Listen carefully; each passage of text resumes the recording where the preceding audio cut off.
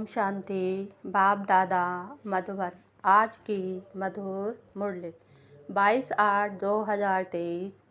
मीठे बच्चे, बाप आए हैं कलयुग की महफिल में। यह बहुत बड़ी महफिल है।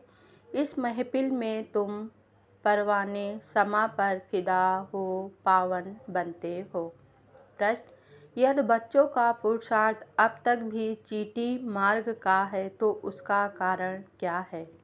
उत्तर: कई बच्चों में रूठने की आदत है। बाप से रूठकर पढ़ाई छोड़ देते हैं तो माया नाक कान से पकड़ लेती है, इसलिए पुरुषार्थ आगे नहीं बढ़ता, चीटी मार्ग का ही रह जाता है। बच्चों को मुरलीधर बनने का शौक चाहिए, सुनकर औरों को सुनाना है, रिजल्ट देनी है। जो बच्चे मुरली मिस करते हैं, जिन्हें पढ़ाई का कदर नहीं, वह कभी तावर नहीं बन सकते। गीत। महफिल में जल उठी क्षमा। ओम शांति।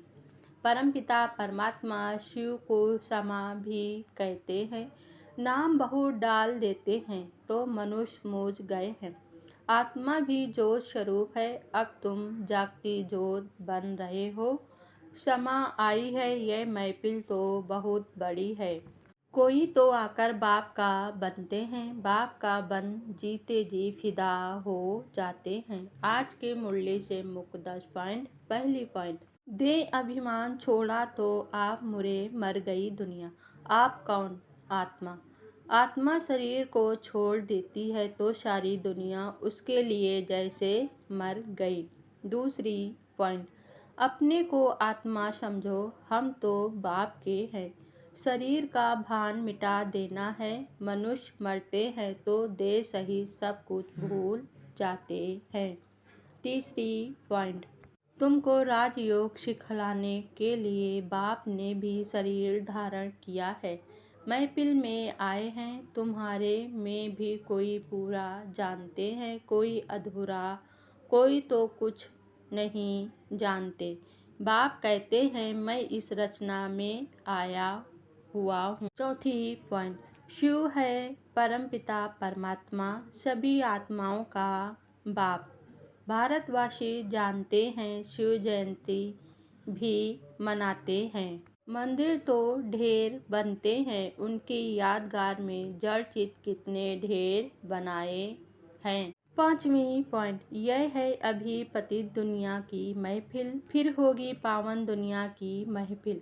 पावन दुनिया में तो वह आते नहीं। पावन दुनिया की महफिल बहुत छोटी होती और सुखी होती है।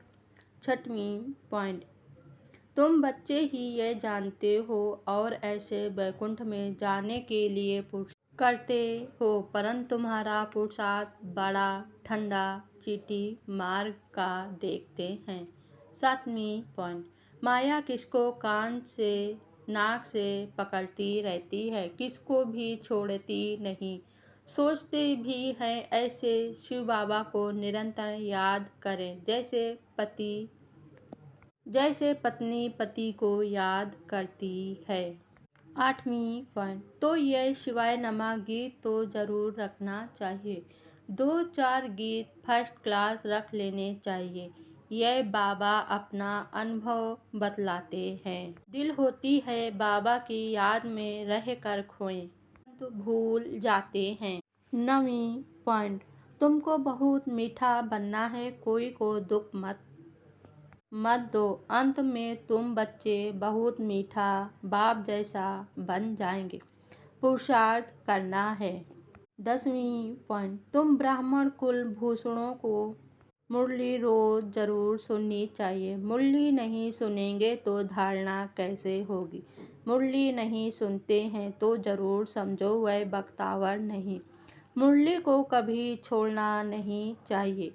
ब्राह्मणों को भी मुरली शिव बाबा से मिलती है। अच्छा, धारणा के लिए मुख्य सार। पहले पॉइंट: शरीर में होते सबसे नाता तोड़ अशरीरी बनने का पुरुषार्थ करना है। बुद्धि से सब कुछ भूल जाना है। दूसरी पॉइंट: पुरुषार्थ कर सर्विस का सबूत देना है। मुरली सुननी व पढ़नी है। धारण करने के लिए एक कान से सुन दूसरे से निकालना नहीं है। वरदान है आज का नेचुरल अटेंशन व अभ्यास द्वारा नेचर को परिवर्तन करने वाले सिद्धि स्वरूप भव। आप सबके निजी संस्कार अटेंशन के हैं। जब अटेंशन रखना आता है तो अटेंशन रखना क्या बड़ी बात है। तो अब अटेंशन का भी टेंशन ना हो, लेकिन नेचुरल अटेंशन हो।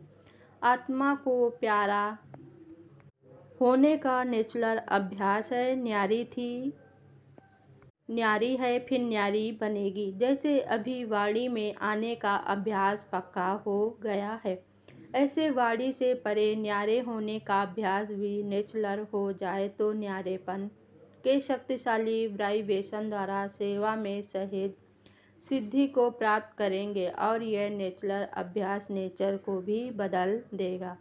स्लोगन है आज का, अशरीरीपन की एक्सरसाइज और व्यर्थ संकल्पों के भोजन की परहेज करो तो एवल हेल्दी रहेंगे। ओम शांति।